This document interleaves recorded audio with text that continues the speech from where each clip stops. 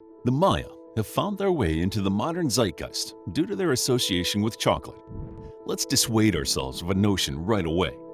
Mesoamerican cultures were using cacao beans to make chocolate way before the Maya. The Maya have witnessed somewhat of a resurgence over the past couple of decades, thanks to archaeological work, as well as fiction and films that use them as an influence. Part of this fascination stems from the 2012 apocalyptic scare, according to which the mythical Maya prophecy claimed that the world would end that year. Nevertheless, the Maya remain an important part of Mesoamerican history, having left an indelible imprint on the landscape of Central America. The Maya made magnificent cities and erected glamorous temples. Their mathematics, astronomy, architecture, and agricultural efforts were unique and unprecedented.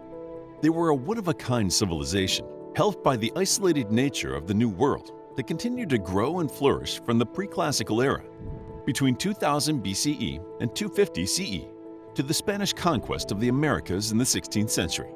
Archaeologists date the tools found in the Yucatan Peninsula as far back as 10,000 to 8,000 BCE. The people using these tools were most likely Maya ancestors. The Maya homeland covered present-day Mexico, including the Yucatan Peninsula, as well as northwestern parts of Central America, including modern-day Belize and Guatemala, and parts of El Salvador and Honduras. The Maya landscape can be divided into three geographical zones. To the north, covering almost the entire Yucatan Peninsula, are the lowlands. In the central zone, we have the highlands.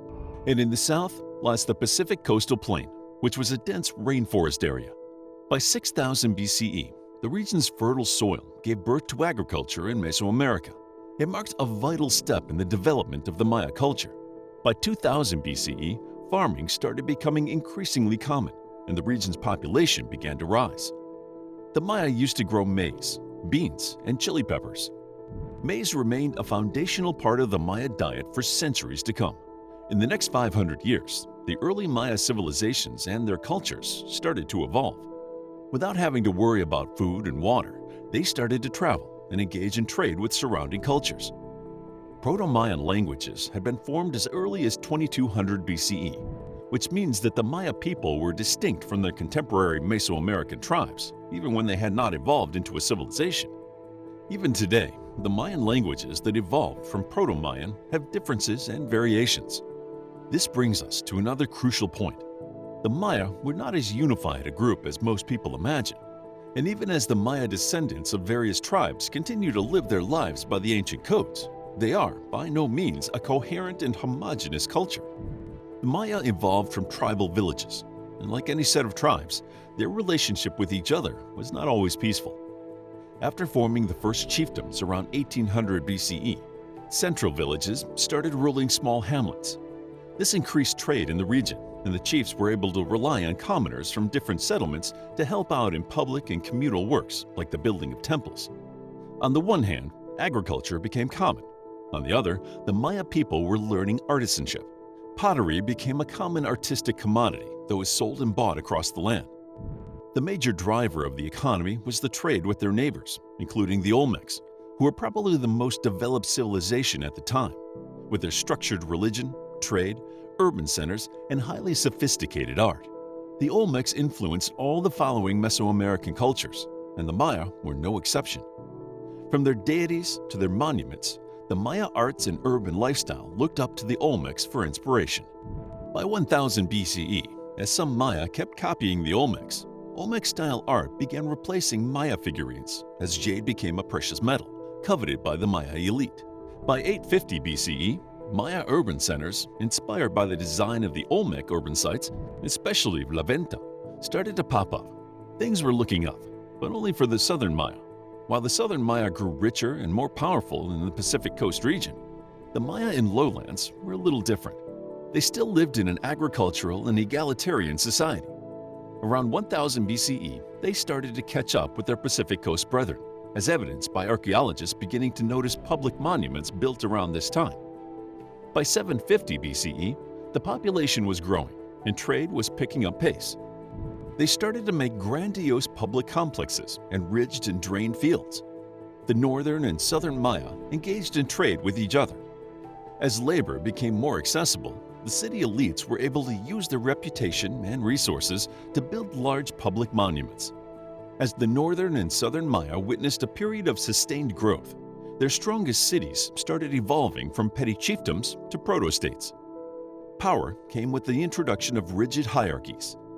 Archaeologists have found plenty of displays of power in this era. The tombs of rulers contained stone crypts, precious goods like jade and shells, and corpses of sacrificed people. The scale of construction became larger and more ambitious, as the site of El Mirador in the South Lowlands clearly shows. The temple rivals the Egyptian pyramids in size, and large ball courts games became a common form of public entertainment. By controlling important trade routes of the region, the Maya were able to consolidate ridiculous wealth in the higher strata of the society. Cities like El Mirador and Kaminalhuyu expanded exponentially, covering up to 4 square kilometers each. To provide some context, these cities were as big, if not bigger, than the cities of ancient Greece. The rise of Maya coincided with the steady decline of the Olmecs. Archaeologists find many signs of Maya's hostility toward their neighbors. The Maya used warfare as an instrument of taming their more enthusiastic neighbors. This penchant for war was one of the root causes of the decline of the early Maya civilization. The competition for power and trade probably disrupted the region so much that cities were destroyed and abandoned. However, other events might have played a crucial role in their descent. Research shows that the entire Maya homeland battled several droughts. These severe conditions were probably caused by human activity, as overpopulation, deforestation, and the overuse of fertile soil were all problems. El Mirador fell in 150 CE, whereas the city of Kaminalhuyu barely survived. After the brief hiatus of the late pre-classic era, the Maya entered their golden age. Known as the Classic Era, this period charts the high point of Maya arts, culture, technology, and commerce. It started around 250 CE and lasted until 900 CE. Due to their decline, the Pacific Coast region paled in comparison to the now superior lowlands.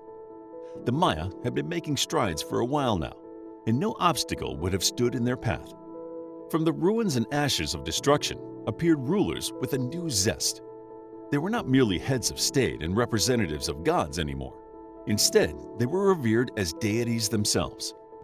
Writing became common, but religious and state affairs remained the point of focus. Temples became the centers of public life. Maya art became more colorful and detailed, reaching new levels of finesse. The Maya population rose substantially, and the political disputes kept them from unifying into a single empire. In this era, the city of Tikal in northern Guatemala emerged as a major trading hub.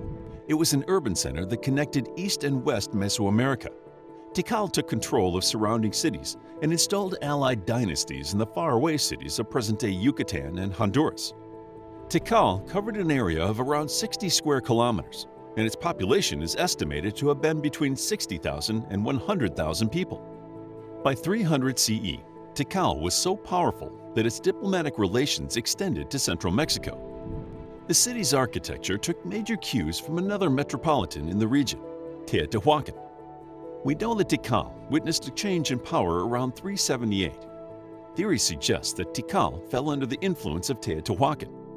Because Teotihuacan was the most dominant force of Mesoamerica from the 1st to the 6th century CE, one is tempted to believe this theory. The influence of Teotihuacan is felt strongly in the arts and culture of Tikal from this point on. In the following century, a war began between Tikal and another city, Calakmul.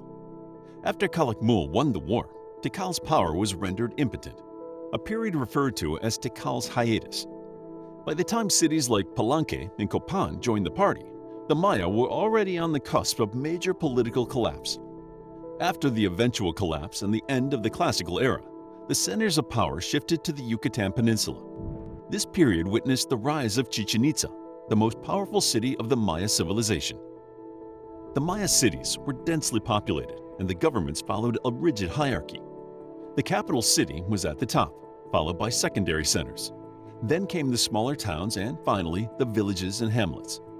The smaller sites would often specialize in trade, stone quarrying, or craftsmanship. The society was deeply religious and used the public complexes to hold momentous events like rituals and human sacrifices. Just like the political entities, there was a social and religious ladder as well. The ruler sat atop the social ladder. He had the religious authority to command as he wished. Most kings claimed that they were the descendants of gods and were treated like mythological figures. After the monarch, the elites occupied the upper strata. The nobility was decided based on wealth and heritage, so it was not easy for non-nobles to move up. These people held important posts like high priests, overseers of the secondary centers, scribes, and in some cases, artists. The middle class consisted of low-level priests, government officials, merchants, and artisans. Below the middle class was the class of commoners, who were rarely mentioned in text or shown in artworks. The lowest social category was that of slaves. Around 90% of the Maya population consisted of commoners. Research reveals that they were mostly farmers who lived a healthy and carefree life. Much of the Maya population was involved in food production. Marriages were mostly arranged by third parties, and both individuals would often be from the same town and class. This resulted in a monogamous populace. Since the purpose of marriage was reproduction and financial well-being, it was less of a romantic event and more of a business deal. Children were the sole responsibility of parents. Formal education did not exist. Parents were expected to teach their children. Therefore, professions usually carried on in generations as the sons of priests became priests, the sons of artists became artists, and so on. The ancient Maya were technologically forward-thinking and environmentally adaptable. Today, they may be known for popularizing chocolate, but their footprint on the cultures of Mesoamerica cannot be understated. A fascinating civilization whose structure continues to amaze us and whose stories continue to fascinate us. The ancient Maya were, well and truly, a unique civilization. To learn more about how the Maya lived, check out our book, Maya History, a captivating guide to the Maya civilization, culture, mythology, and the Maya people's impact on Mesoamerican history. It's available as an ebook, paperback, and audiobook. Also, grab your free Mythology bundle ebook while they're still available. All links are in the description. If you enjoyed the video, please hit the like button and subscribe for more videos like this.